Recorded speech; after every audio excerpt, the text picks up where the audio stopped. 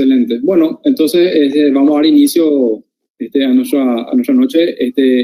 Guillermo Amezcua no necesita presentación para hablarnos un poquito de un tema súper interesante, ¿verdad? El herpes zóster y sus compromisos a diferentes niveles. Habíamos hablado hace rato de la probabilidad de que a partir de los 50 años el 20% de la población pueda tener herpes zóster, y ahí otra vez las complicaciones, ¿verdad? Como las neuralgias puerpéticas. Y Guillermo hoy nos va a iluminar un poquito acerca de los nuevos tratamientos, de la vacuna, de los retratamientos, indicaciones quirúrgicas. Así que, Guillermo, estás en tu casa. Muchísimas gracias por aceptar la invitación. El Cornea Club realmente se complace en tenerte como uno de sus miembros también. Y la presentación es toda tuya. Muchas gracias, Juan Carlos. Un placer estar aquí y compartir este tema, que es un tema, pues creo que importante no solo para la oftalmología, sino para la medicina en general. Nosotros como oftalmólogos somos muchas veces la primera línea de defensa en estos pacientes y bueno, espero, me habían mencionado que aparte de oftalmólogos íbamos a tener otros personales de la salud en Paraguay y bueno, al principio la charla va a sonar un poco básica para los oftalmólogos, una disculpa ahí, pero bueno, vamos a ir aumentando el nivel a algo más de oftalmología. ¿Me escucho bien? Solo para estar seguro, si sigo, todo está... Juan Carlos, ¿sí está todo bien? Sí, ok.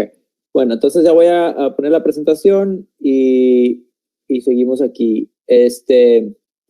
Vamos a hablar de lo que es el herpes zóster oftálmico, y pues un énfasis en las formas de prevenirlo, en tratarlo. Quiero hacer un paréntesis comercial para Pancornia. Este es un Cornea Club y si todos los que han tenido ya un entrenamiento formal de córnea y cumplen con los requisitos que están en la página de Pancornia, por favor, únanse a nosotros y sean parte de la Sociedad Panamericana de Córnea. Es importante que todos como panamericanos hagamos nuestra sociedad cada vez más fuerte y aprendamos entre todos nosotros. Entonces está la página web y pueden accesar. Aquí comparto una foto que es muy común que lo veamos. Es ¿sí? Perfecto. La primera diapositiva de Pancornia no se vio.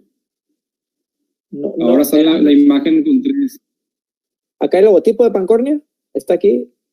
Sí, ahí está, perfecto. Ok. Sí, Pancornia, búsquenlo en Google y entran a la página. No hay pierde. Entonces, les comparto fotos de diferentes pacientes, pero el objetivo principal de las fotos no es enseñar que muchos, pues los que estudiamos medicina hace ya casi 20 años y los que tienen aún más tiempo de graduados y de hacer sus rotaciones de medicina interna, se acordarán que el herpes zóster pues era una enfermedad de pacientes ya de edad avanzada, ¿no?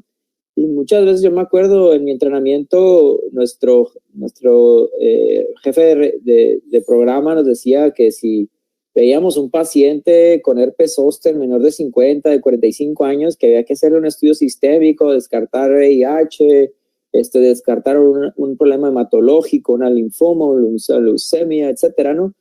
Pero ahora cada vez vemos más y más pacientes jóvenes, como la paciente que muestro aquí, una paciente relativamente joven que tiene herpes zóster, ¿no? Entonces, ¿por qué está pasando eso? Pues es algo que lo vamos a revisar. Entonces, pues vamos a la siguiente diapositiva. No tengo ningún interés comercial en esta charla.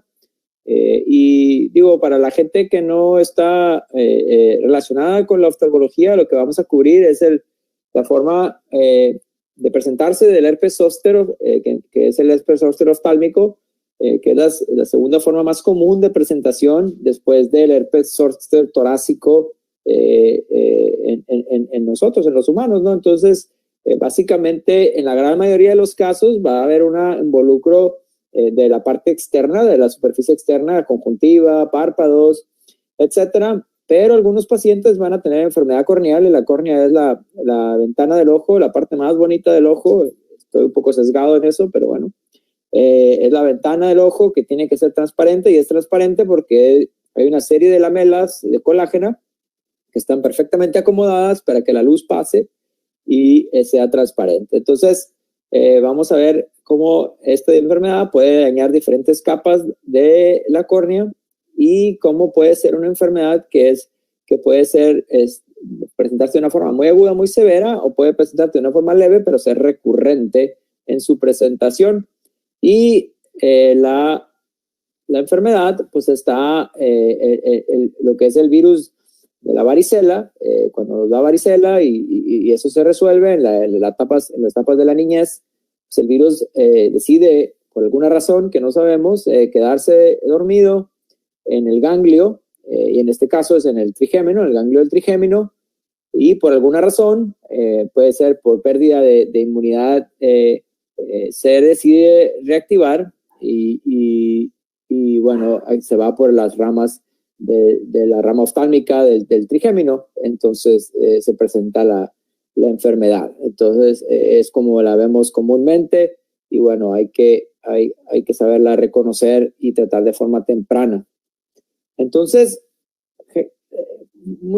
uno lee los libros y dice, bueno, pues el paciente tiene, o una persona que no está relacionada a la oftalmología, un internista, un especialista en infecciones, un infectólogo, infectóloga, generalmente el paciente llega a la sala de urgencia, se diagnostica el herpes zóster y se le da un tratamiento por 10 días, 15 días, con altas dosis de antivirales, ya sea ciclovir, valciclovir, etcétera, y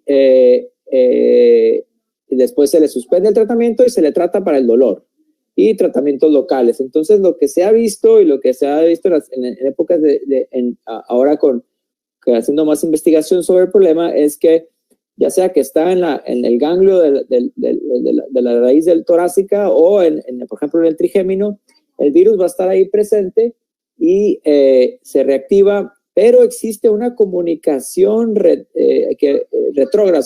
El virus puede irse por la rama y regresar y activarse varias veces. Entonces, ese es el problema, que antes se creía que era una forma aguda y regresaba.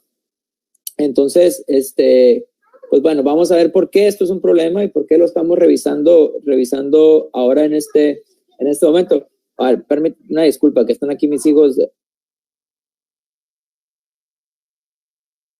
Tranquilo, Guillermo.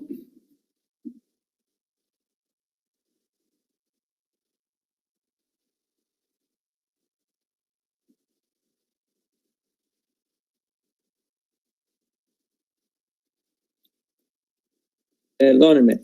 Ok, ahora este diapositivo es importante. ¿Por qué? Porque nos abre y nos da un panorama de por qué es importante actualizarnos en esta enfermedad y por qué es importante como oftalmólogos aprender sobre la vacunación y la prevención. Entonces, aquí vemos que la incidencia de herpes zóster ha aumentado 3.6% por año desde 1994 hasta el 2018. Desde el 2008 la incidencia ha disminuido en pacientes menores a 21 años, y eso es por la vacunación tan buena que ha habido desde que se empezó con la vacuna de la varicela. Pero en mayores de 60 años ha ido aumentando, inclusive en pacientes de edad media. Entonces, debido a este problema, pues se ha estimulado, se ha recomendado que se empiece la vacunación.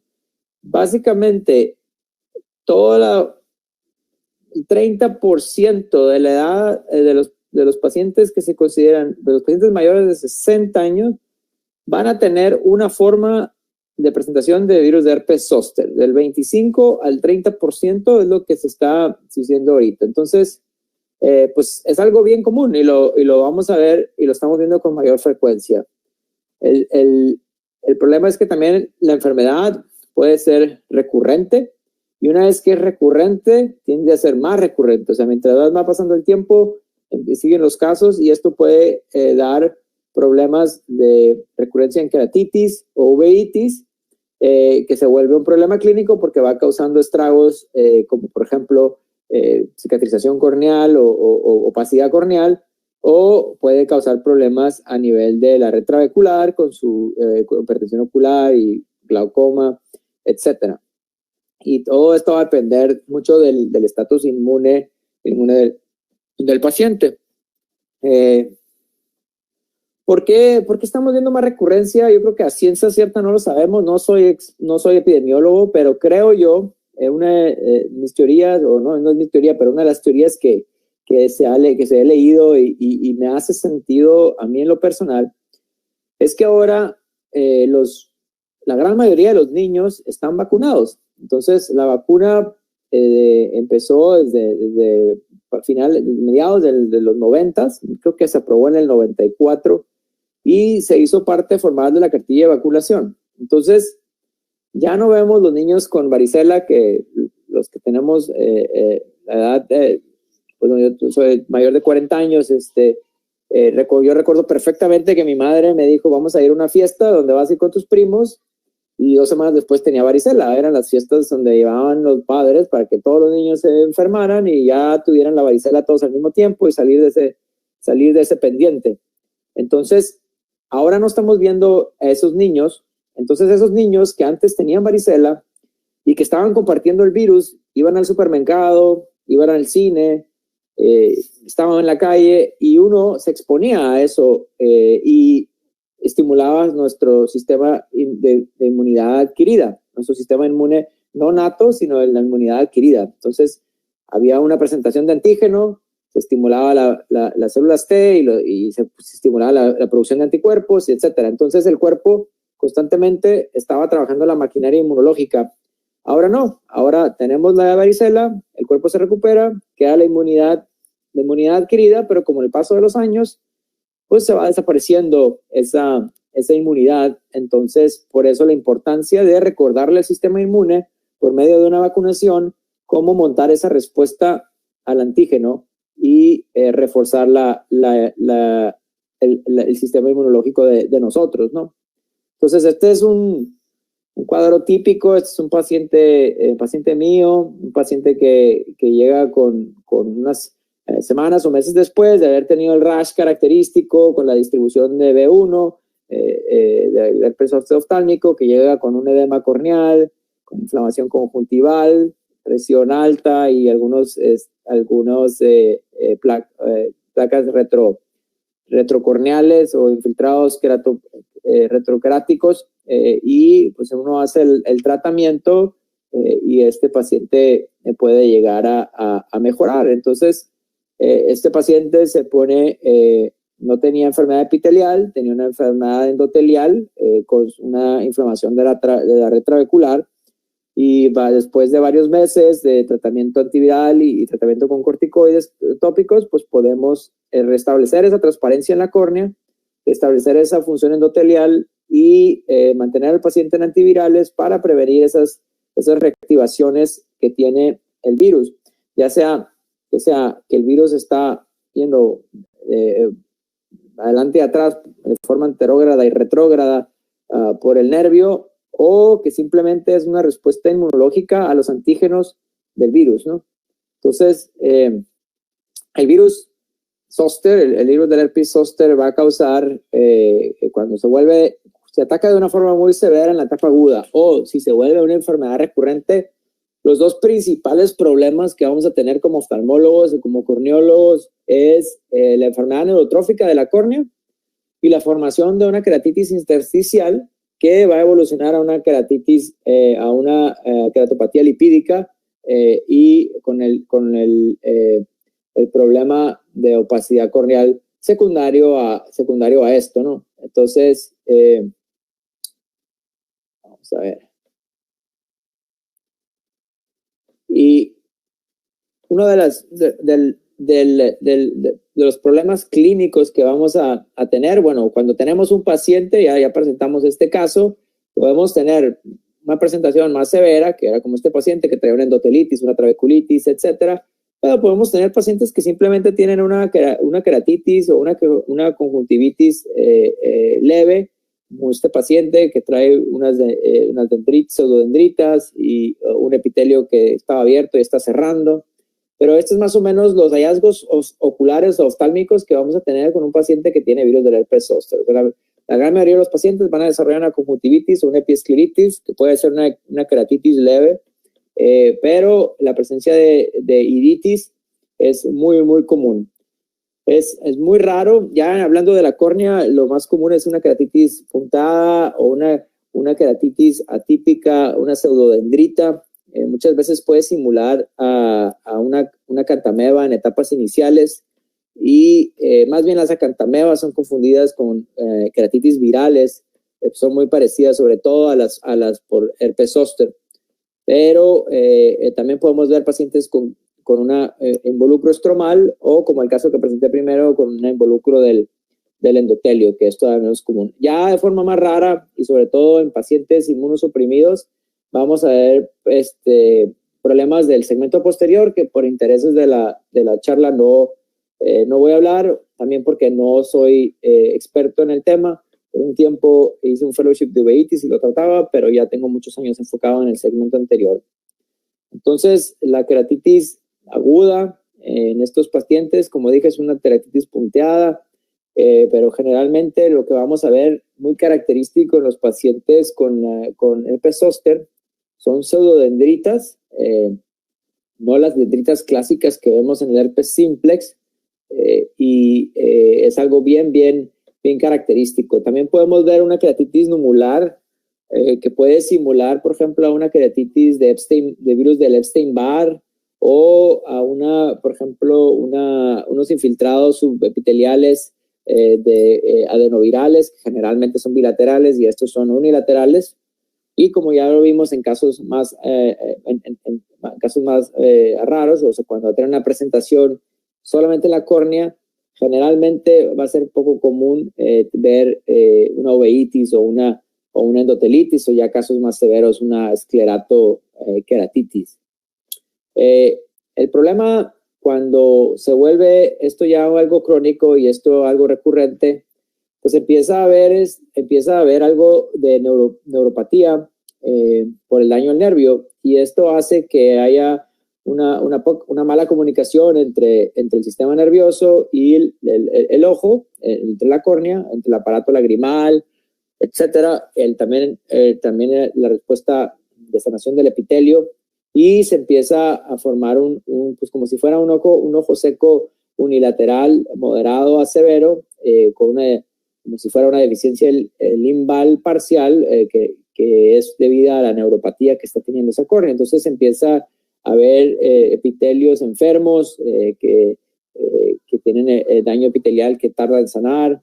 El epitelio se pierde de forma fácil, y ya en los casos más avanzados empieza a ver, como aquí en este caso, vemos que empiezan a entrar vasos sanguíneos, que generalmente van a ser vasos sanguíneos que van a entrar a la parte medial o al estroma de la córnea. No van a ser vasos sanguíneos superficiales característicos de una deficiencia limbal, por ejemplo, por una quemadura o una infección en la superficie de la córnea. Entonces, en la etapa aguda va a ser una queratitis más punteada en el epitelio, y en las etapas más tardías se va a manifestar con una queratitis intersticial con neovascularización. El problema del herpes zóster es que muchos de estos pacientes, sobre todo los pacientes de edad más avanzada, van a llegar a desarrollar problemas severos en el 20% de los casos. Y puede llegar a haber un problema de neuropatía muy importante o una queratitis recurrente. Pero creo yo que el problema que no debemos de ignorar, y es algo que no nos enfrentamos mucho como oftalmólogos, o que si lo vemos tendemos a no ponerle mucha atención y mandarlo con el doctor primario, con el internista, etcétera, es la neuralgia posherpética. O sea, la neuralgia posherpética es una de las principales causas de mortalidad en estos pacientes, no porque la neuralgia mate, sino porque los pacientes tienden a recurrir al suicidio. Deshabilita tanto al paciente que llegan a recurrir a esas medidas. Entonces es importante escuchar al paciente y tener un sistema donde saber a quién referirlo. Nosotros aquí en la Universidad de Miami tenemos la suerte de tener un programa integral de medicina del dolor, que generalmente son o anestesiólogos o médicos internistas que hacen un fellowship en medicina del dolor. Y tenemos una persona, su nombre es el doctor Constantino Sarantopoulos, que se dedica a la medicina del dolor solo de problemas de cefalea y dolores faciales oculares. Entonces él está haciendo muchos estudios con la doctora Nat Galor de dolor ocular, y es una de las personas que nos ayudan a tratar la neuralgia postherpética. Pero lo importante de la neuralgia postherpética es que hay que reconocerla, hay que saber que es un problema serio y que hay que referir a estos pacientes y hay que tratar a estos pacientes de forma adecuada. Entonces, bueno, el tratamiento yo creo que ya todos nos lo sabemos.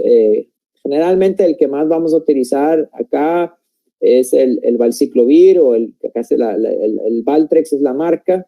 No tengo interés comercial, a dosis altas, 1 gramo oral, de forma 3 veces al día, TID, para una dosis total de 3,000 miligramos diarios, eso por lo menos por unos 7 días a 10 días, y luego se puede ir bajando. Y el aciclovir dosis máxima, ahí tenemos también el Fanvir, que funciona bien. Aquí tenemos el ganciclovir ungüento, que ustedes también lo tienen en Latinoamérica, que funciona muy bien porque tiene buena penetración en la córnea. Si están tratando de forma oral y el paciente es responsable con su tratamiento, no es necesario hacer los dos. Y para una patología como el herpes zóster en su etapa aguda, yo recomiendo más hacer un tratamiento sistémico que un tratamiento tópico. Si es un paciente que tiene algún problema de inmunosupresión o de edad avanzada, pues bueno, sí podemos hacer una cobertura doble con ese ungüento. El uso de esteroides es muy controversial, tiene sus pros y tiene sus contras. En teoría se creía que pudiera ayudar a disminuir el dolor postherpético, la neuralgia postherpética, pero todavía no lo ha demostrado. Y el uso de esteroides tópicos de baja potencia ayuda en los pacientes que tienen inflamación, pero es importante reconocer que a veces es bien difícil quitarle a estos pacientes los esteroides, porque tienden a recurrir estos ataques, o tienden a recurrir la opacidad o el haze corneal.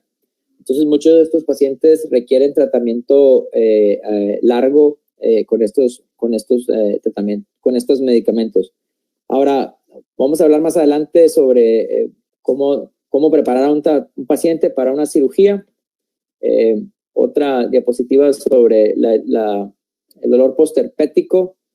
¿Por qué? Porque es importante enfatizar en el tema. O sea, es la principal causa de dolor, la principal causa en Estados Unidos de dolor que lleve a asociarse a un suicidio. Entonces, es un tema serio y es un tema que sí sucede. Entonces, tenemos que tomarlo en cuenta. Y estos pacientes, el riesgo de pacientes con neuralgia postherpética en pacientes con zóster, cuando tienen involucro ocular es de más o menos del 30% a cuando no lo tienen. Y el tratamiento agresivo, agudo, no ha demostrado que sea algo que vaya a reducir el problema de neuralgia postherpética.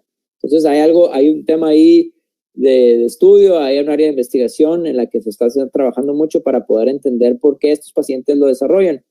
Y los tratamientos para el dolor, en estos casos, el uso de opioides, por ejemplo, no es recomendado. ¿Por qué? Porque va a ser un tratamiento largo y no queremos que el paciente llegue a crear una dependencia y todos los problemas asociados como constipación, náusea, etcétera, por el uso de opioides. Pero generalmente utilizamos medicamentos como la gabapentina o la carbamazepina. Aquí se utiliza mucho el medicamento que es un poco caro, que se llama Lyrica, el Pregabalin. Yo la verdad no he visto mayor diferencia con ninguno de los tres, pero pues los tres se utilizan. Y se pueden utilizar algunos medicamentos como la metilcralina, antidepresivos para el tratamiento de estos pacientes. Ahora, si uno no se siente cómodo tratando a estos pacientes, se puede referir a una persona que se dedique al tratamiento de medicina del dolor, porque es importante ayudarlos. El tema de vacunas, no sé cómo está en toda Latinoamérica el tema de vacuna de zóster. Yo sé que hay varios países en Latinoamérica que tienen excelentes sistemas de vacunación. Yo crecí en México y una de las cosas que estamos orgullosos de nuestro sistema de salud es el sistema de vacunación. Y bueno, aquí en cuanto a vacunas, que ahorita es un tema caliente porque todos estamos esperando la vacuna del COVID, aquí hay 2 vacunas. La primera, que es el Zostavax, y la segunda, que recientemente aprobada por la FDA, que tiene nombre comercial, es Shingrix, y son vacunas que pues, llevaron un proceso de investigación bien largo para aprobarse. O sea, las 2 son aprobadas por la FDA. La primera se aprobó en 2006 y esta vacuna tiene más o menos una efectividad del 53% de disminuir el riesgo de presentación de Esper-Zoster, pero ayuda mucho en la prevención o sea, uno puede tener herpes zóster, dice, bueno, 50% pues es muy poco, pero a nivel de salud pública pues se demostró que tenía un costo-beneficio importantísimo, porque si podíamos eliminar al 50% de los casos, pues eso ayudaba mucho al sistema de salud. El problema ha sido que del 100% de los pacientes que se beneficiarían, que al principio la recomendación era de 60 años y luego la bajaron a 50, es que solo el 30% de la población lo hizo. Entonces, pues ahí uno por diferentes miedos a la vacuna, diferentes movimientos de antivacunación que ha habido últimamente, y también falta de los médicos de promocionarla y de exigirle y educarla al paciente. Entonces, después, este es un virus atenuado. También esta vacuna tiene un problema de que es difícil de transportarla, o sea, la logística de la vacuna en sí es difícil. Hay que guardarla en un refrigerador solo para esa vacuna. Tiene su tema de logística importante que la hace difícil para su manejo y su venta, etcétera.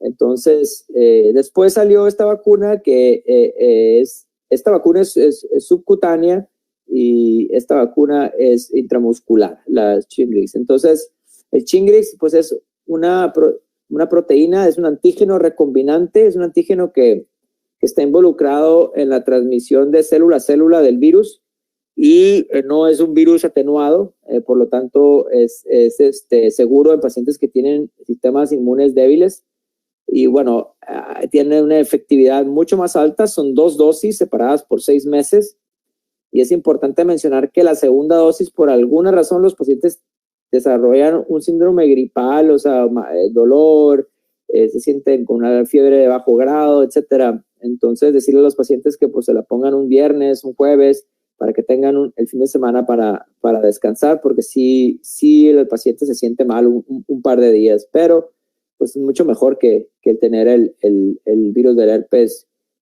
zóster. Aquí están las diferentes recomendaciones, los costos de la vacuna. Más o menos el costo es parecido y bueno, las dos están disponibles.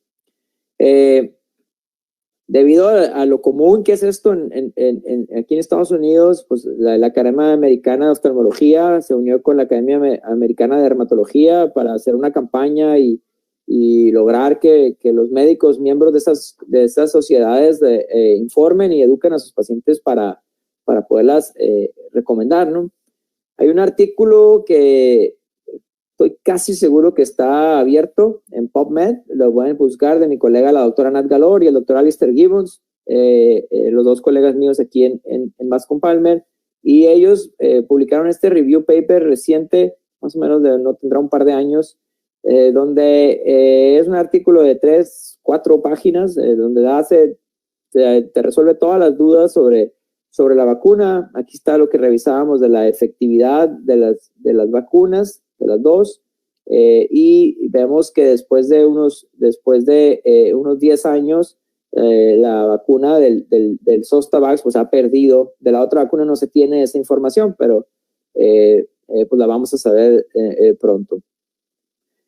Aquí es la duración de la inmunidad adquirida. Se sabe que la efectividad se va perdiendo a 7 a 11 años y el repetir la vacunación se ha estudiado y es posible hacerlo, pero no se ha hecho en estudios grandes, a grandes escalas, por el costo que tienen estos estudios.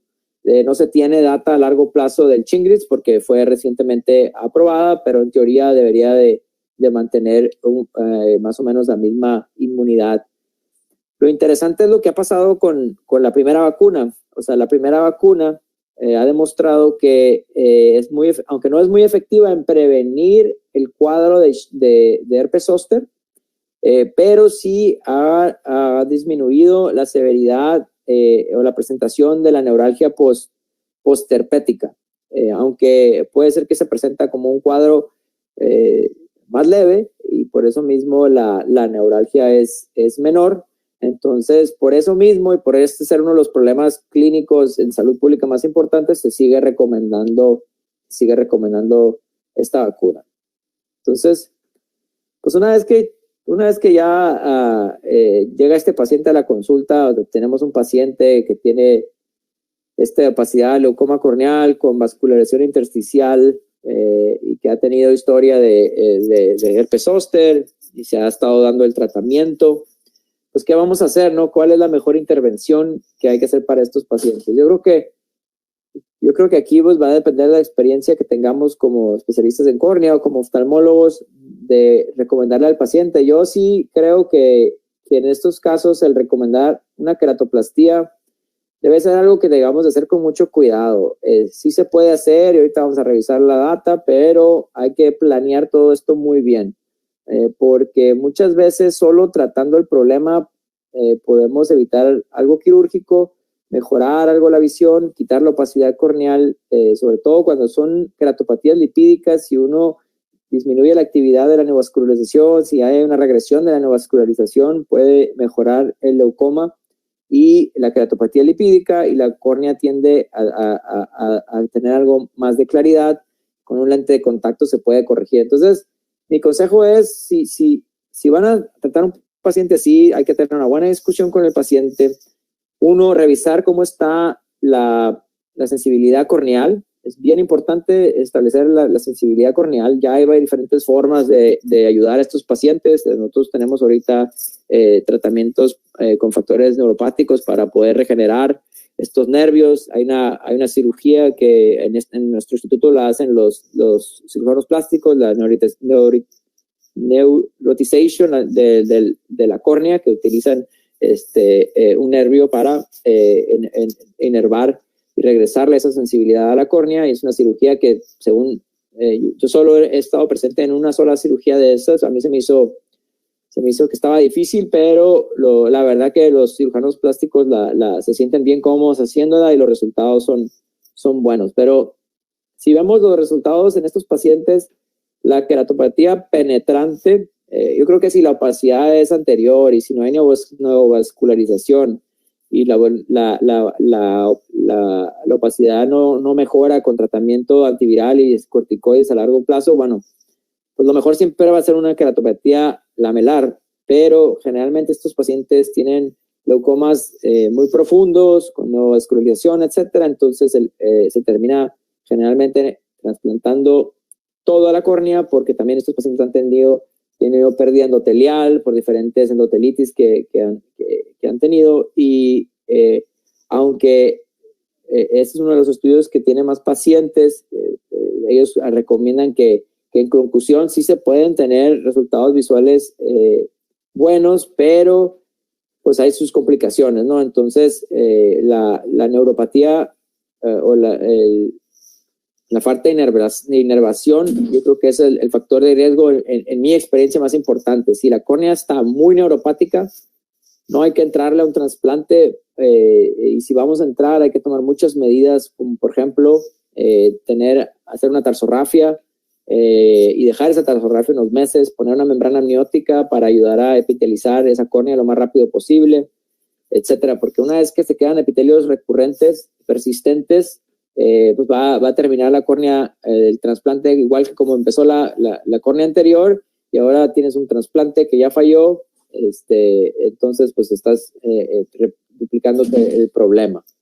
Hay diferentes complicaciones.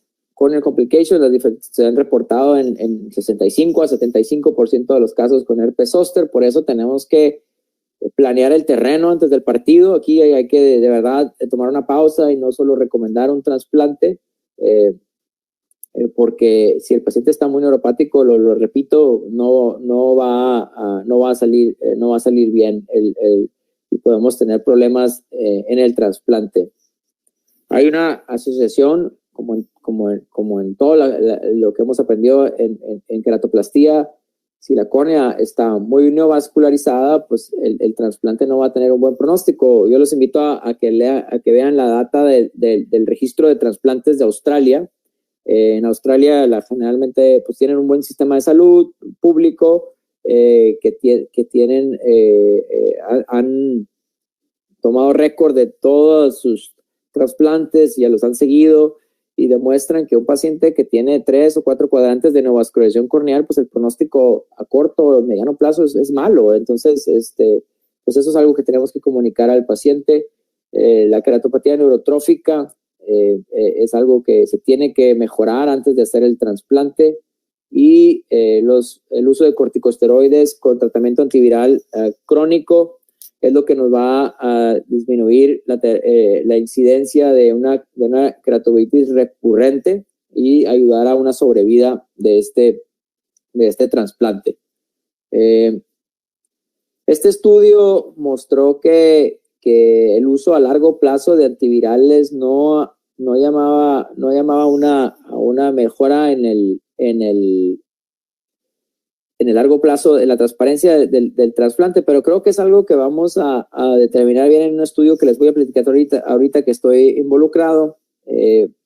Y el uso de vacunas en pacientes que ya hicimos un trasplante, pues va a disminuir la recurrencia y va a disminuir la neuralgia, pero el efecto de la vacuna no se sabe qué va a pasar, no se sabe qué pasa en el trasplante, porque la vacuna, sobre todo la vacuna del nervio del virus atenuado, puede provocar una reactivación inmunológica de inflamación en el trasplante. Por eso en estos pacientes, si vamos a hacer una vacunación y ya tiene trasplante, bueno, hay que proteger este trasplante observando al paciente de cerca y aumentando la dosis de corticoides que tiene el paciente.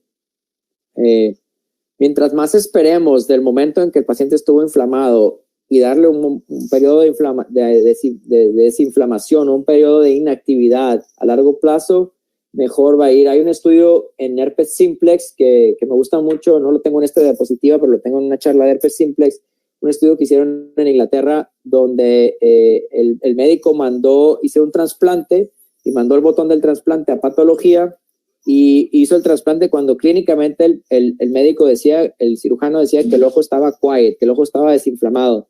Y el patólogo demuestra en la biopsia una gran cantidad de células inflamatorias presentes todavía en el botón corneal. Entonces, lo que a simple vista, o no a simple vista, pero en examen de lámpara hendidura nosotros llamamos un ojo desinflamado, pues no es 100% cierto a un nivel microscópico. Entonces, todavía hay una actividad celular importante en esos casos. Entonces, es importante darle a ese paciente, calmarlo, informarlo, que si el paciente quiere ver rápido, quiere hacer un trasplante, está listo para hacerlo, pues no hay que hablar bien con el paciente y decirle que lo mejor es preparar esa córnea para hacer un trasplante si es que lo tenemos que hacer. Muchos de estos pacientes con tratamiento médico, con corticosteroides y un tratamiento crónico antiviral, pueden disminuir esos leucomas, la densidad de leucoma, y con un lente de contacto rígido, un lente de contacto escleral, sobre todo escleral porque ayuda a proteger ese epitelio.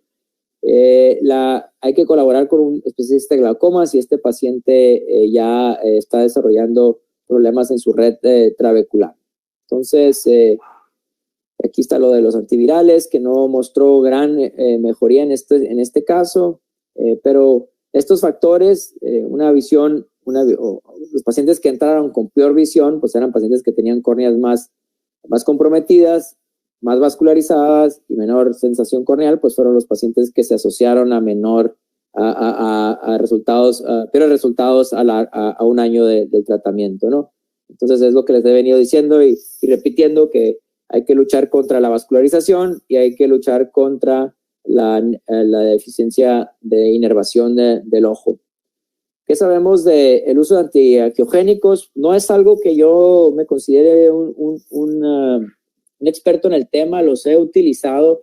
Creo que si los vamos a hacer, hay que hacerlo en las etapas más tempranas. Una vez que ya está establecida esta vascularización, es difícil quitarla, pero si nos vamos a meter en esto, hay que hacerlo de forma agresiva y yo lo que hago es, si vamos a luchar contra una queratopatía lipídica, lo pongo al paciente en antivirales, en dosis de mantenimiento, no en dosis terapéuticas agudas. Por ejemplo, vamos a suponer es un adulto con herpes zóster, lo dejo en 1000 miligramos o 1 gramo de Valtrex, hago una inyección de depósito de triamcinolona en el área donde está entrando generalmente ese tronco de vasos y cauterizamos con un cauterio de intravítrio y trato de inyectar a nivel limbal y intraestromal con antiangiogénicos. Sería ideal, por ejemplo, utilizar el Eylea porque tiene también efecto antilinfangiogénico. Es un paper bien bonito que tiene el doctor Risa Dana de Boston, pero por motivos de seguro y costo es imposible porque hay que estarlo inyectando y como no es la indicación, no lo podemos hacer. Entonces nosotros lo que utilizamos es el Avastin para hacerlo. Y bueno, hay casos que sí podemos secar esas lesiones lipídicas y por lo menos evitar que siga la opacidad, que siga aumentando, o secarla un poco y aclarar la córnea. Entonces, pues sí es algo que hemos utilizado. Aquí hay no tengo ninguna publicación mía en este tema, pero aquí hay algunas fotos que me consiguió mi fellow de este artículo, el doctor Altamirano, y vemos cómo por ejemplo, este paciente, si tiene esta lesión aquí, podemos manejarlo con tratamiento antiangiogénico, antiinflamatorio y poder regresar y disminuir la actividad vascular de esos vasos para ofrecerle al paciente una mejoría. Nosotros participamos en un estudio del Departamento de la Defensa en el uso de Avastin para trasplantes de alto riesgo y los resultados no fueron muy buenos. Y yo creo que es porque nos enfocamos tanto en los vasos sanguíneos que vemos, pero lo que no vemos es que hay un montón de linfáticos aquí que son los que van a llevar al antígeno y traer el antígeno. Entonces, creo que un medicamento que nos haga un target más a la linfangiogénesis es lo que de verdad nos va a ayudar en mejorar estos trasplantes a largo plazo, ¿no? Entonces, pues aquí están el número de casos que vemos en Estados Unidos de esta patología. Siempre sigue siendo más común el herpes simplex, pero el zóster ahí está. Y bueno, el herpes zóster, el trial o el estudio que todos estamos familiarizados, que es el HEADS trial, que mostró que el uso a largo plazo profiláctico de dosis bajas de aciclovir ayudaba a disminuir las recurrencias del herpes simplex, pues nos dio un preámbulo para tratar de entender que el herpes zóster, pues es un primo hermano, son virus primos hermanos, son de la misma clase de herpes virus y también son virus neurotrópicos que les gusta vivir en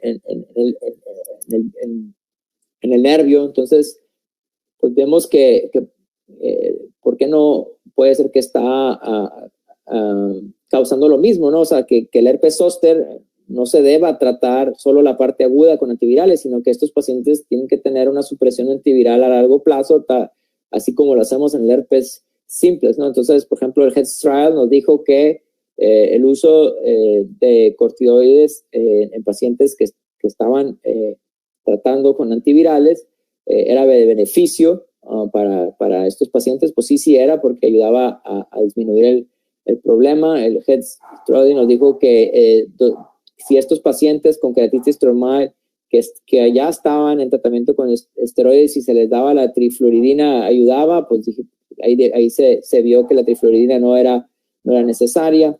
etcétera. Hay muchas preguntas que nos respondió este estudio y mi interés no es enseñarles una charla sobre el Head Study, pero aprendimos muchas cosas sobre el uso de aciclovir para prevenir la recurrencia epitelial y estromal, que creo que es el punchline más importante del estudio. Y quiero recordarles que el estudio dice 1 año porque solo lo hicieron el funding por 1 año. O sea, no pudo para más. O sea, no se pudo pagar más. Entonces, no sabemos en verdad cuánto tiempo hay que tratar a estos pacientes. En mi libro, si es un paciente que va a hacer conmigo una queratoplastía, yo les digo que los voy a utilizar de por vida. A lo mejor no lo van a utilizar de por vida, pero lo preparas mentalmente al paciente para la importancia de tener este medicamento para evitar las recurrencias. Entonces, el Head Study nos llevó al preámbulo de lo que se llama el SET Study. Ya con este voy a terminar. El SET Study, no sé si estén ustedes familiarizados con este estudio, está pasando actualmente. Ya tenemos alrededor, creo que este es nuestro 3er año de estar en el Head Study. Este fue crédito de la doctora Elizabeth Cohen, que ella era la corneóloga infectóloga de Wills Eye Hospital y ahora está en NYU. Ella misma tuvo herpes zóster. Su herpes zóster fue tan severo que lo llevó a tener un desprendimiento de retina. Esto lo platico porque ella lo platica públicamente y ella tuvo que dejar de operar y se ha dedicado y ha sido una promotora increíble de la importancia de prevención del zóster. Entonces, ella se dio a la tarea de aplicar para este grant, que fue negado una vez, siguió luchando y lo aceptaron, y es un estudio multicéntrico, un estudio randomizado, estudio controlado, doble ciego, donde se está estudiando el beneficio o no de la supresión antiviral a largo plazo, 1 año, con una dosis de antivirales de valciclovir de 1000 miligramos, y es pues, un estudio controlado placebo. Entonces, los pacientes los estamos reclutando actualmente y yo no sé cuál es el tratamiento. Si el paciente llega a tener una recurrencia donde yo necesito saber si está tomando antivirales, se rompe el sobre y yo puedo preguntar a Nueva York y ya seguir el tratamiento al paciente. Entonces, pues este es un estudio este es un estudio que está pasando actualmente, que nos va a dar mucha información sobre el beneficio o no de un tratamiento a largo plazo con antivirales. Entonces, pues yo creo que pronto yo creo que va a tardar unos 2 años más para que sepamos los resultados. Ha sido interesante, que ha sido bien difícil reclutar pacientes para este estudio, por lo menos a mí. Aquí en Miami yo soy el investigador principal y junto con la doctora Nat Galor, y los dos hemos batallado muchísimo. ¿Por qué? Porque muchos doctores no quieren que el paciente que vaya a estar en el grupo ciego, porque creen en el uso de antivirales a largo plazo.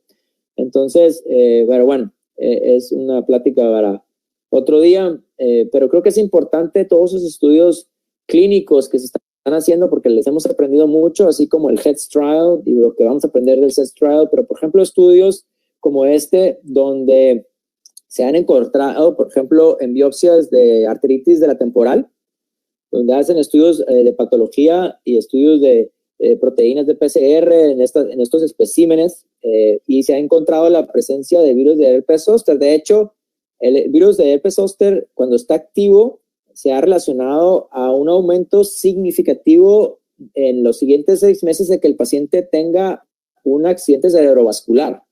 Entonces, por eso la importancia del seguimiento y del tratamiento de estos pacientes. Entonces, hay muchas cosas que no sabemos de estos virus, y puede ser que estos virus estén involucrados en muchos problemas vasculares a nivel del sistema nervioso que no sabemos, ¿no? Entonces, pues nomás tomarlo en cuenta. Aquí vemos casos de accidentes cerebrovasculares en pacientes que han tenido virus de herpes zóster. Entonces, ya para cerrar el tema, yo creo que como oftalmólogos y como médicos que somos, nosotros tenemos que siempre educar a nuestros pacientes, recomendar la vacuna, prevenir los pacientes mayores de 50 años, inclusive nosotros como oftalmólogos mayores de 50 años, tomar la vacunación y hacerlo y ser ejemplo.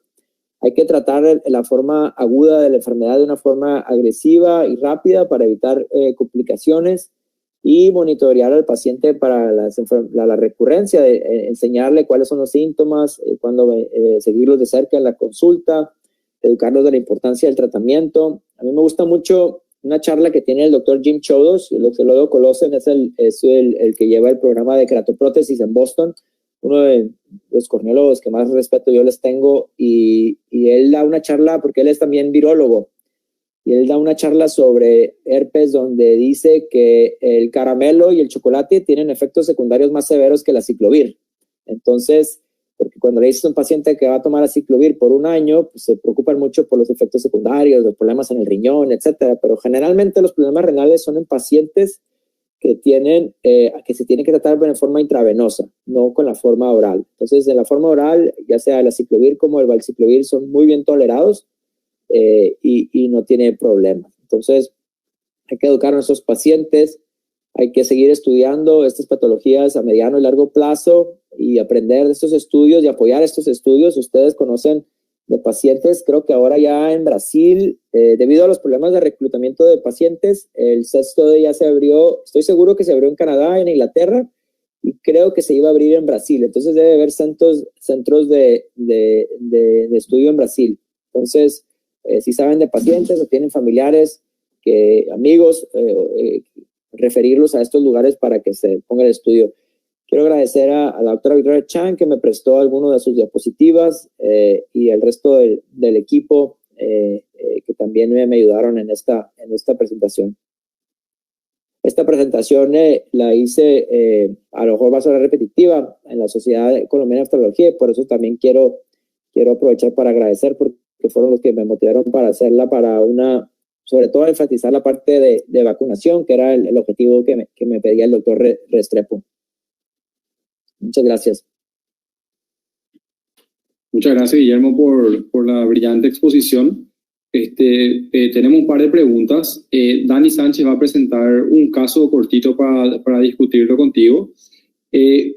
Como Elizabeth Cohen suele usar un ejemplo bastante sencillo también para explicar la incidencia que tiene o el cambio que puede producir a nivel público la vacunación, porque ella es una gran defensora y dice que no se vacuna tanto como debería vacunarse, ¿verdad?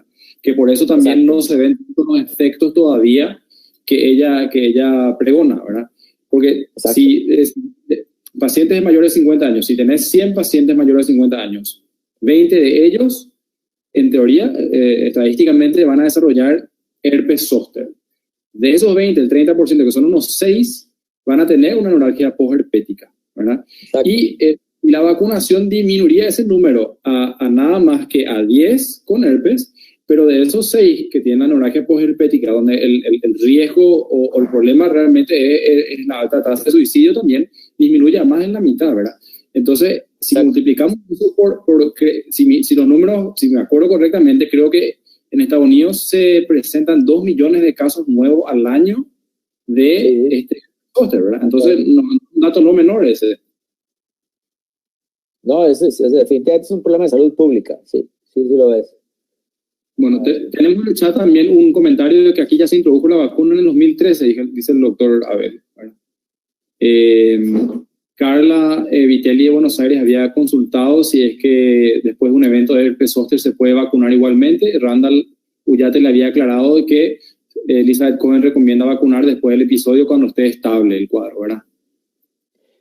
Sí, o sea, la vacuna no es tan importante después el paciente que tuvo el cuadro agudo, su sistema inmunológico, o sea, ya recordó al virus. Entonces, ese paciente va a tener inmunidad por muy buen tiempo. No sabemos cuánto, pero puede ser 3 y 5 años. Entonces, la vacuna no es tan importante para esos pacientes porque hay tiempo. Importante para el que no la ha tenido, es el problema, y no la ponemos o no la prescribimos hasta que no vemos los casos y no vemos el problema. Entonces, una vez que el paciente tuvo zóster, pues ya su sistema inmune ya está estimulado y si es un paciente que no es inmunocomprometido, no va a tener problema por los siguientes años, pero pues va a volver a bajar la inmunidad. Hay una consulta acerca de si si se piden que se especifique si la vacunación se haría también en pacientes que han padecido varicela o que recibieron la vacuna contra la varicela. Si recibieron vacuna contra la varicela o ya tuvieron varicela, no hay ningún problema. O sea, lo que pasa es que la inmunidad adquirida no dura tanto. Entonces, de hecho, la vacuna, por ejemplo, la vacuna del Zostavax es muy parecida a la vacuna de la varicela. Es simplemente una dosis mayor para recordar al sistema inmunológico cómo montar esa respuesta de la maquinaria.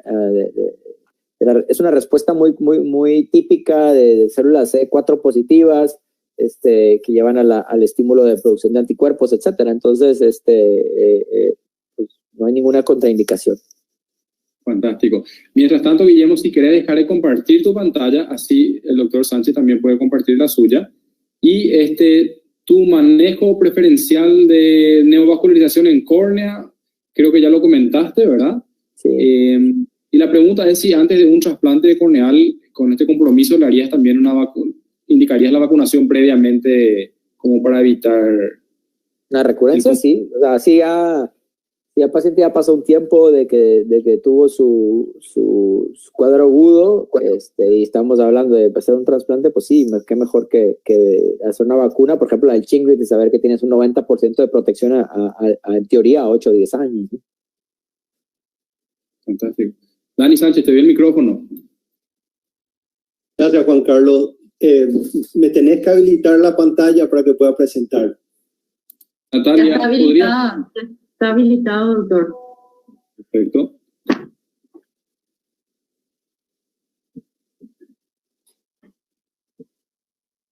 No me da la opción. Tiene que ir en la parte de abajo, en la parte de su máquina tiene el dibujo de un micrófono, una cámara y al lado una pantalla. Se posiciona el cursor sobre la pantalla y le da a compartir la pantalla.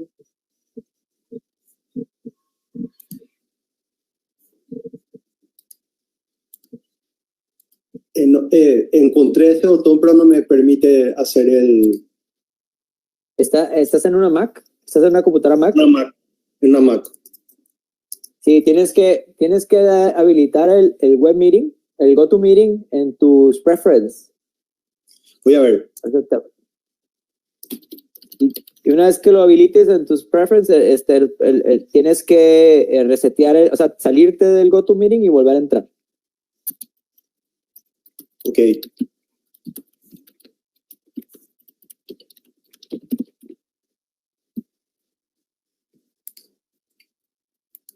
Nico Fernández, ¿estás por ahí? Sí, claro, Juan. ¿Qué tal, Nico? ¿Algún comentario? Siempre tan ilustrativo de los tuyos. Bueno, básicamente, nada, muy buena la charla, Guillermo, me parece muy completa, como siempre, el enfoque de Guillermo. Y hacer un poco énfasis en un dato con respecto al manejo con trasplante de estos pacientes. Yo creo que tanto en el herpes como en el zóster, evitarlo es clave. Pero cuando está decidido entre el cirujano y el paciente hacer un trasplante, Guillermo lo dijo, entre otras tantas afirmaciones, el tiempo entre el último episodio y el trasplante, cuanto más largo sea, mucho mejor para el pronóstico. Eso creo que es la clave principal, y me refiero en términos de años, ¿no? Cuantos más años pasen de quietud, mejor. Están preguntando también la experiencia de herpes zóster en niños. Si Guillermo o alguien del panel quiere comentar. Yo no, en niños, o sea, si estamos hablando de un herpes zóster en niños, una persona menor de 18 años, sería, lo más probable es que el paciente tenga un problema inmunológico, ahí sí, ¿no? No tengo experiencia, nunca he tratado un pediátrico con zóster. Sí, esta semana, de hecho, el martes me involucraron con un paciente. ¿Puedo hablar o estamos esperando? ¿Sí? Un caso interesante, una paciente sana de 60, bueno, relativamente sana, porque no tenía ningún problema grave de salud, 65 años, que llegó con herpes zóster del ojo izquierdo agudo, pero la paciente tiene una deficiencia inmunológica porque tiene leucopenia familiar, o sea, en su familia, múltiples miembros de su familia tienen biometrías hemáticas que muestran un conteo de células blancas menores a 3.000. Entonces ella tenía un conteo de absoluto de neurotróficos menor a 1.000, muy bajo, ¿no? Igual con una linfopenia. Entonces, pues bueno, ahí me tuve que regresar los libros, hablar con los oncólogos, porque a ver si la teníamos que admitir al hospital o no. Y bueno, decidimos hacer un seguimiento bien cercano, un seguimiento diario, porque tiene keratitis, no tiene uveitis, no tiene nada de nervio óptico. Por el riesgo de COVID, todos los hospitales están llenos de COVID aquí, decidimos no admitirla, sino que observarla y seguir sus conteos de células blancas, porque la ciclovir no tanto, pero el Valtrex sí te puede causar problemas de trombocitopenias o pancitopenias en algún grupo menor de casos, ¿no? Entonces es un caso interesante que estamos tratando en esta semana, casualmente con el tema que tocó hoy. Víctor, un comentario del resto del panel mientras Dani está terminando de subir la charla, el caso. Carlos, Patricio Greyer, ¿qué tal? Quería felicitar a Guillermo por la excelente charla que dio. Nosotros hace poco en un webinar planteamos un caso así de herpes zóster y bueno, la discusión surgió con respecto a la profilaxis, ¿no? Si hacer la misma profilaxis en pacientes que vamos a operar, la misma profilaxis que hacemos en el herpes simple, y surgió el tema de el trabajo de la doctora Cohen, que va a ser muy valioso para esto. Y bueno, y me parece muy bien que hayas hecho énfasis en la vacunación, que es tan importante en la prevención de la enfermedad, ¿no? Concientizar a la población. Acá en nuestro medio no es común la vacunación por el herpes zóster, no está muy difundido, pero creo que debiéramos empezar a trabajar más en eso. Sí, o sea, y nosotros, sobre todo para esta patología en general, o sea, es donde podemos informar al paciente, ¿no? Porque vemos muchos pacientes que vienen a cirugía de catarata, etcétera, entonces tenemos esa oportunidad y no lo hacemos porque estamos muy ocupados con otras cosas, pero creo que podemos proponerlo, ¿no? Y hacerlo. Y por otro lado, sí, me ha ido muy bien también haciendo subconjuntivales de Avastin, como dices vos, en casos de tener un cuadrante, por ejemplo, de neovascularización, me ha ido muy bien. Ahora, cuando la neovascularización es mayor, la eficacia no es tan buena, digamos. Sí, yo siento que cuando tienes un tronco, ese tronco de vasos que llega solo en menos de un cuadrante, etcétera, y lo cauterizas, lo puedes evitar que se vuelvan a formar siendo agresivo con Avastin y corticosteroides, ¿no? Sobre todo si no es esteroide respondiente. ¿Y tienes alguna experiencia en la embolización con mitomicina de los troncos? ¿Con aguja fina?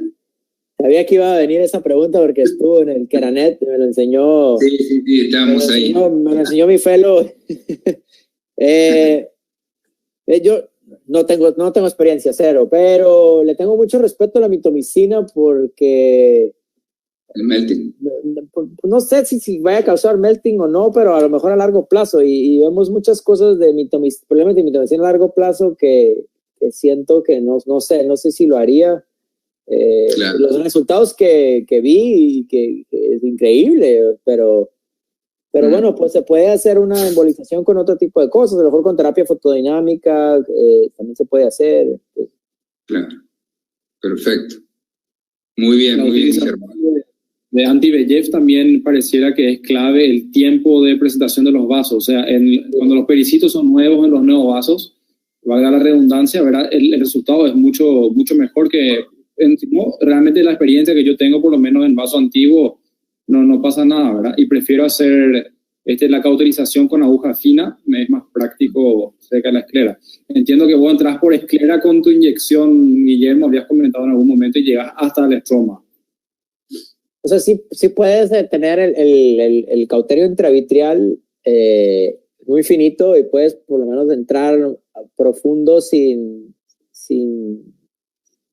dañar mucho tejido adyacente, porque si utilizas el deborrador, el eraser cutter que le dicen aquí, el deborrador, pues no vas a tener que estar bastante tiempo y vas a dañar mucho tejido adyacente. Perfecto. Dani Sánchez. Estoy acá. Adelante, por favor, comentario, moderar, de todo. Antes de comenzar el caso, un caso de herpes muy interesante, tiene muchas cosas de las cuales yo quiero escuchar la opinión de todos ustedes, ¿verdad? En 30 años de oculista y hago 90% de mi práctica córnea, me asombra que en los últimos 5 años vi casi tanto zóster en Paraguay como herpes simple. Y me asombra la cantidad de presentaciones clínicas que tenemos, sobre todo los casos de endotelitis, en donde comprobamos que el zóster se presenta en jóvenes sobre todo, sin ningún factor de riesgo, y con cuadros que jamás hubiéramos pensado 15 años atrás que estén así presentes. Entonces, tipo como que hoy el zóster es un culpable probable en todos los casos, ¿verdad? Es un gran impostor. Y bueno, el caso tiene relación en eso y espero que lo disfruten y escucho todas las opiniones en relación a todo lo que hicimos. Bueno, este es un caso de un paciente, sexo masculino, 45 años, que se presenta a la clínica con sensación de cuerpo extraño y disminución de agudeza visual de 4 días de evolución. El paciente es un paciente que tiene keratocono hace casi 30 años, ya diagnosticado por mí, siempre le sigue al paciente.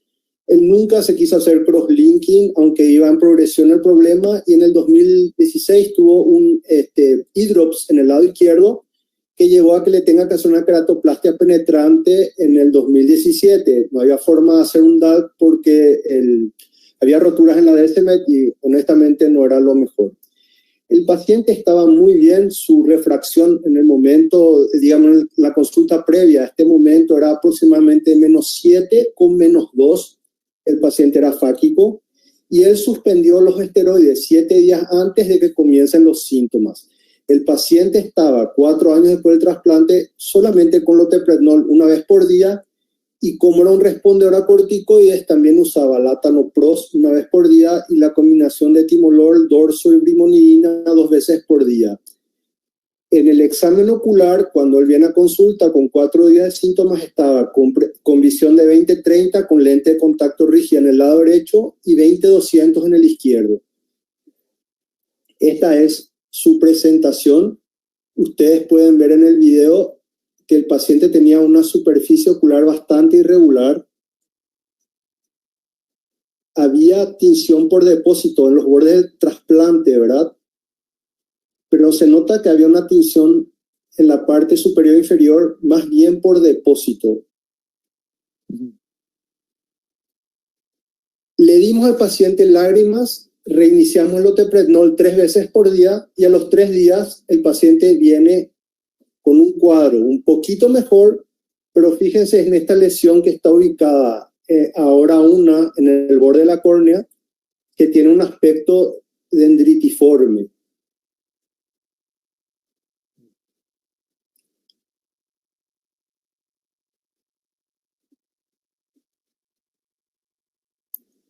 Para asegurar el diagnóstico hicimos las diversas tinciones. Esta es la tinción con fluoresceína que nos daba esa imagen, digamos, geográfica, pero eso no nos permite determinar que el paciente tenga o no una lesión herpética. Sin embargo, la tinción con rosa bengala, como ustedes ven, nos muestran lesiones que simulan dendritas, aunque estas dendritas también están ubicadas en la parte inferior. Si uno es, digamos, un poco ortodoxo, Teóricamente las dendritas del zóster no tienen el bulbo terminal, pero realmente yo no sé si pueden apreciar la calidad de las imágenes, pero era muy difícil determinar. En este caso, esas dendritas que estaban presentes, si eran de zóster o de herpes simple. Lo que sí les puedo asegurar es que probablemente no eran pseudodendritas, eran causadas por una lesión, y el hecho de que la fluoresceína se depositaba en la parte superior como algo geográfico indica nada más que hay un depósito que es extracelular por áreas dañadas, mientras que esto indica las células que están dañadas. En general, el herpes simple se caracteriza por una lesión que es, digamos, única, pero el zóster a veces puede tener lesiones múltiples. Este paciente no tenía ningún tipo de síntoma de zóster, ni tuvo erupción cutánea, ni dolor de cabeza, ni nada, solamente una sensación de cuerpo extraño que se hizo más patente 3 días después de reiniciar el corticoide por un cuadro de superficie corneal alterada, ¿sí? ¿Qué piensan con esto? ¿Que es herpes simple, que es herpes zóster? ¿Les parece de repente que puede ser otra cosa? Me encantaría escuchar su opinión antes de seguir el caso.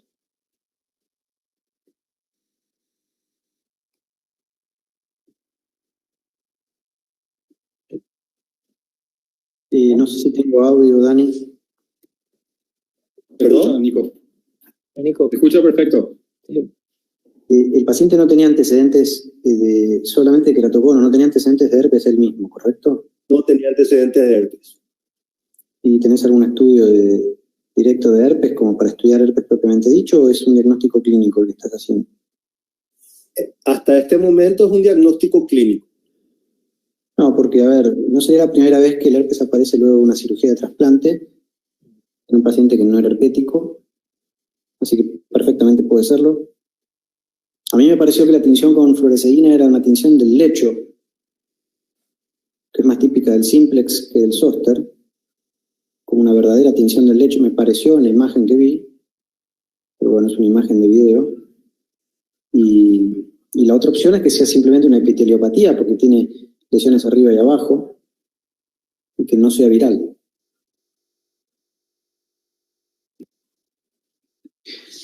Perdón, no había ninguna lesión cutánea, ni a nivel nasal, ningún signo de zóster clásico, digamos. Ningún signo de zóster clásico. Ningún signo. Ni signo subclínico, ni erupción cutánea, ni dolor en el dermatoma, nada. Sí, yo me inclinaría igual que Nico, pero seguramente hay una trampa acá. Conociéndolo a Dani, hay trampa. No hay trampa, esta vez no hay trampa. ¿No? Yo tomé en cuenta, a mí me pareció clínicamente que se trataba de un herpes. Me llamó mucho la atención. No podría decir si es simple o zóster, pero es impresionante cómo acá en Paraguay yo vi 3 casos de zóster sin herpete. Es en jóvenes. Y este paciente entra en esa categoría. No es un inmunodeprimido, tiene 45 años, es una persona normal. Vi esto en chicos de 18 años, otro chico de 13 años. Y fueron herpes sin zóster y zóster sin herpete. Y pudimos certificar el diagnóstico porque en ambos casos fueron endotelitis e hicimos PCR de cámara anterior y dio el zóster. Nosotros no podíamos creer que era eso, o sea, fue muy llamativo. Entonces pensé como posibilidad que el zóster podría ser, pero más bien como un zóster sin herpete, ¿verdad? Por la presentación atípica. Interesante también que la lesión está limitada a la zona, digamos, de la nueva córnea. No hay parte de lesión que toma la parte de la córnea receptora, es toda la córnea donadora. Y bueno, ahí entraríamos en el debate de saber si el paciente tuvo o no tuvo, qué sé yo, una contaminación de la córnea, algo así. Como bien preguntó Nico, para tener seguridad, nosotros le hicimos las pruebas de anticuerpos para ver si el paciente era o no un paciente herpético, y para complicarnos más el caso, el paciente tuvo IgG positivo para simple y zóster. Entonces, no podemos decir de que ahora, es una cicatriz inmunológica y ya. Él tuvo varicela cuando chico, entonces eso no nos ayuda mucho, ¿verdad? Y si hiciéramos un cultivo viral de la lesión, tardaríamos algo así como 3 o 4 semanas, ya al paciente había que tratarlo. Entonces yo decidí hacer lo siguiente, le decidí tratar como una lesión herpética, usamos valaciclovir 1000 miligramos 3 veces al día por 10 días, que serviría para simple o zóster, muchos lubricantes por lo que era la superficie ocular. Le quité la Latanoprost porque la Latanoprost podría ser un factor, la prostaglandina, un factor de inflamación y que pueda reactivar o hacerlo peor al zóster, ¿verdad? Y suspendimos el loteprednol porque de repente eso podría ser algo que empeore la dendrita, porque al hablar de lesión epitelial herpética estaríamos hablando de una lesión más bien infecciosa, no una lesión de tipo inmunológica, ¿sí? Bueno, le dimos esto al paciente. El paciente vino así unos días después. Fíjense que ya hay una mejoría bastante importante a nivel de donde estaba la lesión, sobre todo la lesión que tenía con la fluoresceína. La rosa de Bengala tenía con un patrón lineal, había algunas placas mucosas.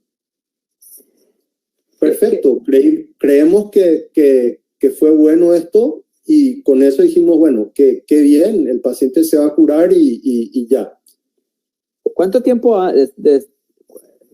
fue del trasplante a esto? 3 años. 3 años. O sea, el trasplante fue en 2017. Un poquito 3 años, sí. Ok. Y no tenía ningún dolor en esa área, porque generalmente el herpes sin las lesiones vesiculares generalmente sí tiene la lesión característica de dolor en el trigeminal. El paciente realmente tenía una sensación de cuerpo extraño ya antes de tener esta lesión dendrítica, ¿sí? O sea, la lesión, yo no puedo decir si era la superficie que estaba muy alterada, si fue el hecho del rebote de haber dejado los corticoides, que también le puede dar una sensación incómoda, o si fue la dendrita.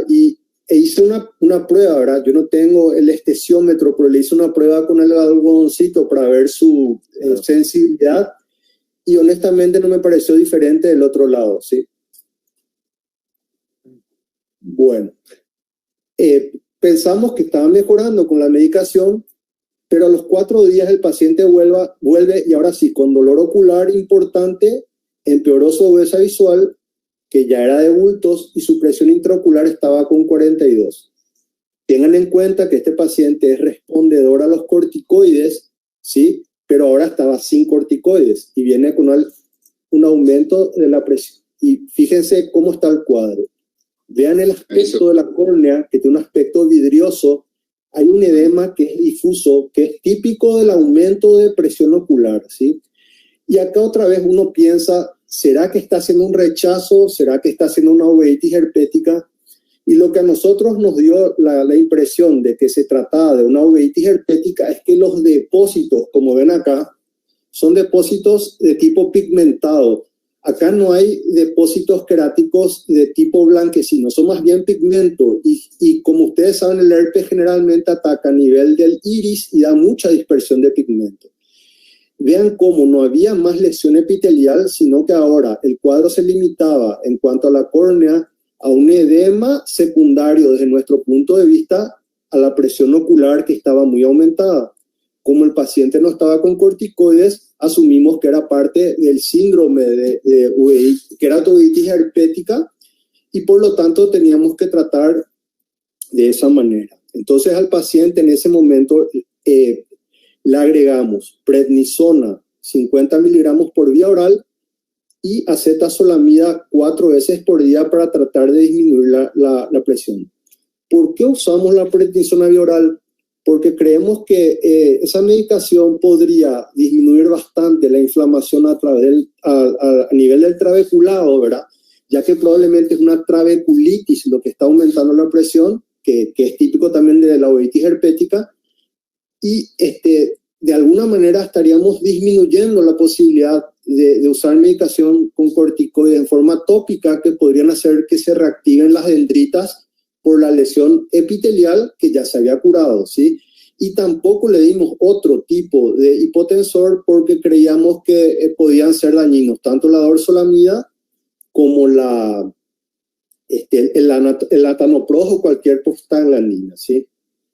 Y eso pasó cuando todavía estaba con la dosis de 3.000 miligramos de valciclovir. Estaba con 3.000 miligramos de valciclovir. Esto es a los 9 días de que comenzó, de que fue a la consulta. Yo tuviera todavía en el diagnóstico diferencial una endotelitis por citomegalovirus, porque te puede dar lo mismo y si le haces un PCR te sale citomegalovirus y lo único que le pega es el valganciclovir. Así. Pensamos eso, Guillermo, y discutimos con el paciente y el paciente y le explicamos la condición, le explicamos también. Nosotros, para hacer esa medicación para citomegalovirus, probablemente tendríamos que internarlo y hacerlo eso en vía endovenosa, ¿verdad? Que es un poco más complejo. Sí, sí existe de forma oral, pero es caro y tiene sus riesgos de supresión de la médula ósea, etcétera. Entonces, sí te metes a otro capítulo. Pero es en el medio de la pandemia. O sea, imagínate esto.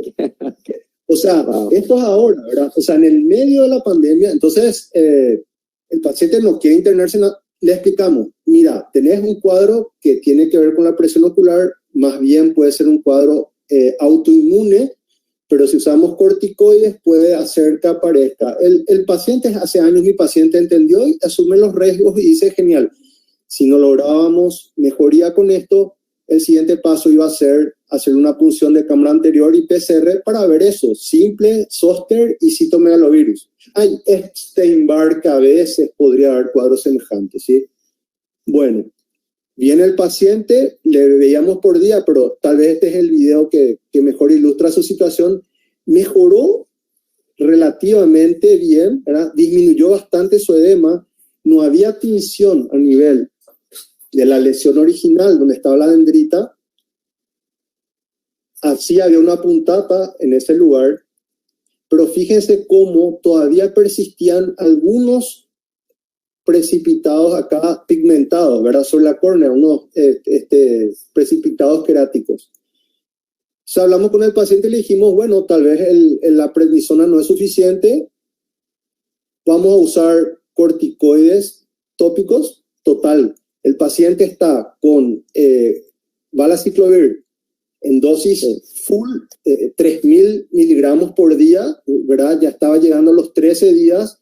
Si hubiera un factor infeccioso va a pasar, como yo siempre le enseño a los residentes, ¿verdad? Sobre todo si es simple.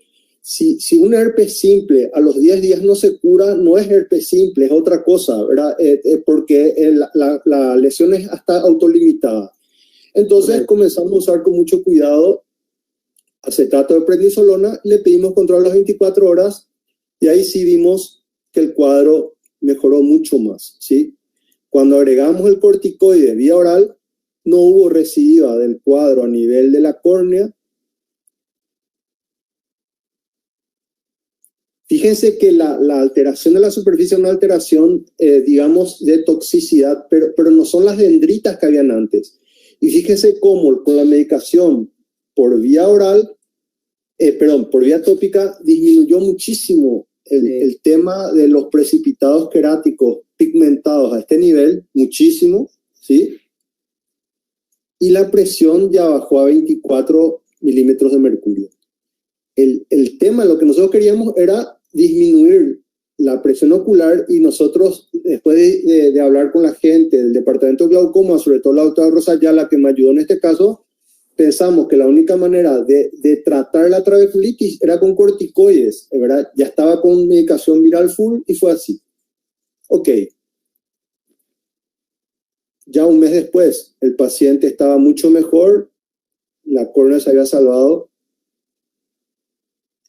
Fíjense que acá no había nada, casi nada de precipitados. La córnea volvió a la transparencia.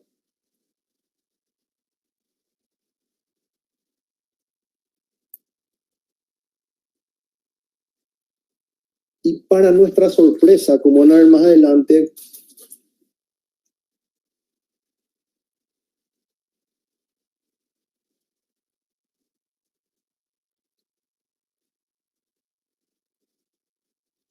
más o menos un mes después del cuadro, más o menos,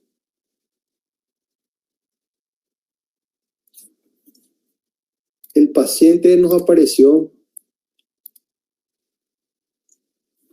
no se puede adelantar mucho, pero nos apareció con unas manchitas en el iris que son sumamente sospechosas de que el cuadro se trató de un zóster. Las lesiones son como si fuera una queratitis numular, pero a nivel del iris. Es una atrofia en parche del iris. Fíjense cómo... Wow. La atrofia del zóster tiende a ser sectorial, pero fíjense, es como si fuera una iritis numular, que la veo por primera vez en mi vida, ¿verdad? El paciente está súper bien, yo lo mantuve hasta ahora con valaciclovir, ahora ya él toma un gramo por día. La idea es hacer algo parecido a lo que presentaste del SETS, ¿verdad? Y evitar que haya algún tipo de recurrencia del cuadro. Desde el punto de vista clínico está perfecto y es impresionante cómo en un caso tuvimos muchísimas cosas que se dan en la queratitis herpética, desde el cuadro infeccioso, el cuadro inmunológico, la presión, la uveitis y todo eso, ¿verdad? Y probablemente el diagnóstico final estaría con una posible PCR, pero ante la mejoría del cuadro realmente nos quedamos con eso, ¿sí?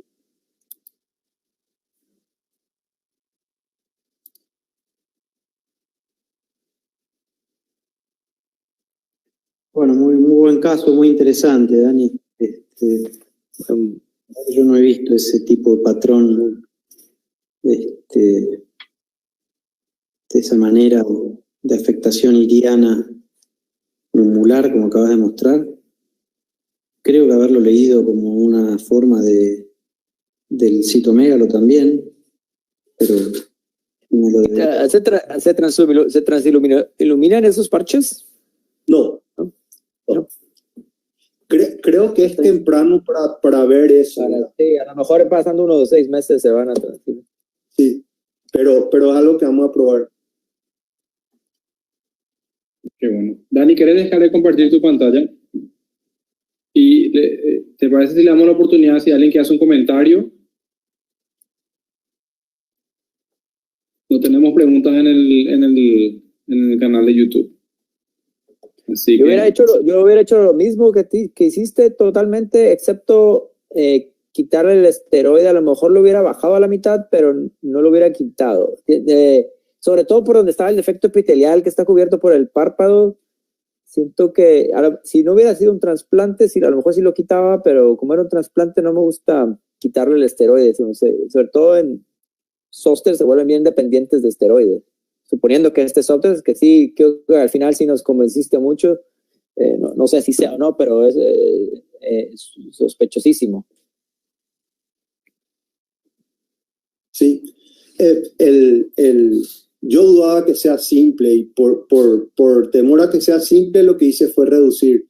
Estaba 3 veces por día, no lo redujimos de golpe porque eso hace un rebote, pero le bajamos una gotita por día y en 3 días estaba sin medicación.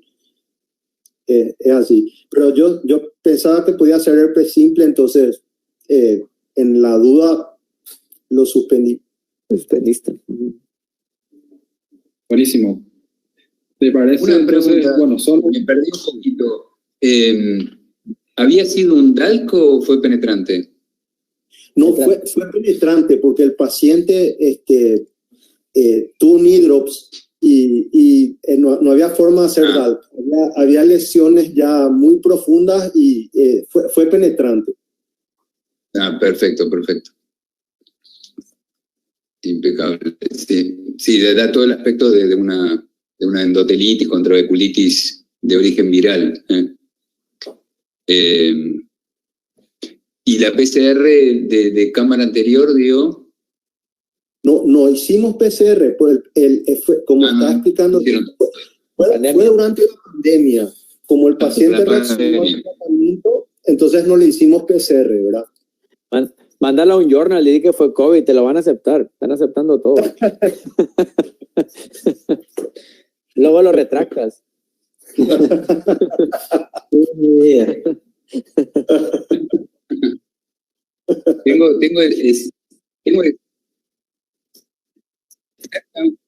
Tengo un caso muy similar que lo tengo que ver mañana, también en plena época de pandemia, contra veculitis y endotelitis, y estamos ahí con la duda del simplex o el citomegalovirus. Vamos a ver, mañana te cuento. Pero la idea, Juan Carlos, de hacer este grupo, ¿verdad? Es eso. Existen otros grupos ya por correo, como Keranet, que no podemos, digamos que compararnos, pero por ahí, hoy en día el WhatsApp es una de las herramientas más prácticas, porque uno de repente está esperando 10 minutos en el supermercado y uno abre y ya puede responder en la hora. Entonces, la idea de hacer esto es intercambiar casos interesantes y aprender entre todos, ¿verdad? Los que estamos en este grupo somos todos especialistas en córnea, así que la idea es hacer un canal de educación continua, práctica rápida y eso, abierta a la discusión, a la controversia entre amigos, que para mí es genial. Sí, muy valioso, muy valioso. Esperamos mañana el retorno, Patricio, en tu caso. Buenas noches. Con mucho gusto. Mañana me comunico y te cuento, porque es un caso muy parecido. Hola, aquí habla Diego. Yo primero felicitar a Daniel por el caso, muy interesante. Y igual hubiera seguido un lineamiento parecido al que tomó. He tenido algún par de casos que en vez de darle prednisona vía oral he utilizado betametasona de depósito paraocular y con muy buena respuesta igual. Entonces es genial, el caso es muy interesante y yo tampoco había visto un patrón similar ahí en el iris, así que muy alentador para seguir con estas prácticas. Los felicito. Gracias. Muy educativo el caso. Bueno, si les parece, estamos sobre los 90 minutos y vamos a tratar de mantenernos dentro de eso para que el último jueves del próximo mes no estén todos esperando que termine nomás ya el evento, ¿verdad? Aprovecho para agradecerle a Guillermo de vuelta la generosidad, ¿verdad?, en compartir toda la experiencia que él tiene, ¿verdad? Y siempre decir sí a todos nuestros pedidos, sean de los grupos que sean, a todos los que participaron, ¿verdad?, del panel, a todos los colegas que nos están acompañando por el canal de YouTube. Dani, te doy la palabra. Yo tengo una pregunta íntima para Guillermo Amezcua. Es muy íntima. Quisiera saber a qué hora dormís, porque estás en 15 webinars por día. O sea, vos dormís. No, sí, duermo. Gracias a Dios tengo la conciencia tranquila, duermo bien. Soy muy hiperactivo, pero no, mira, no. Le he bajado a los webinars porque ya estamos con mucho trabajo. No le pude decir que no a Juan Carlos, pero últimamente sí le he dicho que no, así que me acabas de hacer quedar mal con mucha gente, Juan Carlos, que les he dicho que no, porque bueno, la pandemia, a mí me encanta este formato, por lo mismo que compartimos casos y se comparte entre amigos y colegas, pero ahora que ya estamos, gracias a Dios, tenemos mucho trabajo ahorita y es difícil, ¿no? Pero se aprende y es algo que me gusta. Entonces, mientras se pueda hacer un buen webinar, 1 o 2 a la semana, mientras se pueda, lo hacemos. Y bueno, también quiero agradecer que creo que me está escuchando. Tengo un fellow, Diego, que me ayuda con diapositivas, etcétera. Entonces, pues tenemos suerte de estar en un hospital escuela con gran cantidad de muy buenos fellows y residentes que nos apoyan, entonces no me llevo todo el crédito yo. Muchas gracias por participar, en serio, y de corazón por tu tiempo, porque la idea es esa y honestamente, gente como vos, como Nicolás, como Pato, como Randall, estiran para que mucha otra gente, digamos, que con mucho volumen de córnea quiera participar del grupo y al final nosotros somos los que salimos aprendiendo. Así que de corazón, muchísimas gracias por participar. Gracias. Y espero que todos ustedes, digamos que puedan dar clases para hacer una vez por mes que no sea tan cansador y discutir los casos de córnea, porque no había un canal relativo solo a esto a nivel, digamos, regional. Pancornea cumple una tarea increíble, pero tal vez con esto podemos ser más dinámicos, solamente eso, ¿sí? Yo quiero aprovechar el paréntesis comercial así rápido. No había querido promocionar para nada en mis redes ni nada nuestro curso virtual del curso interamericano de Bascom Palmer, que siempre es una semana después de la academia, por respeto a Faco Extrema, porque la verdad que ha sido un gran éxito lo que han hecho ahí en Argentina y creo que ya no les arruino nada, ya no pueden tener más participantes porque ha sido un gran éxito, pero aquí en privado entre nosotros invitarlos a que se registren y que va a ser un curso pequeño de 4 horas virtual en noviembre, una semana después de la academia, donde varios de la Facultad de Bascom Palmer van a presentar buena información para todos ustedes. Es completamente gratuito y lo pueden hacer en la página de internet. Gracias. Bueno, entonces vamos a ir cerrando el ciclo y avisarles entonces que el último jueves de septiembre tenemos una sorpresa para que no se lo pierdan. Vamos a estar conectados, sobre todo mañana a primera hora vamos a estar preguntándole al doctor Patricio Gallet qué pasó con la PCR, cómo está su paciente, y continuamos a partir de ahí el aprendizaje continuo. Muchísimas gracias a todos. Buenas noches. Gracias. Continuamos. Buenas noches, gracias a todos.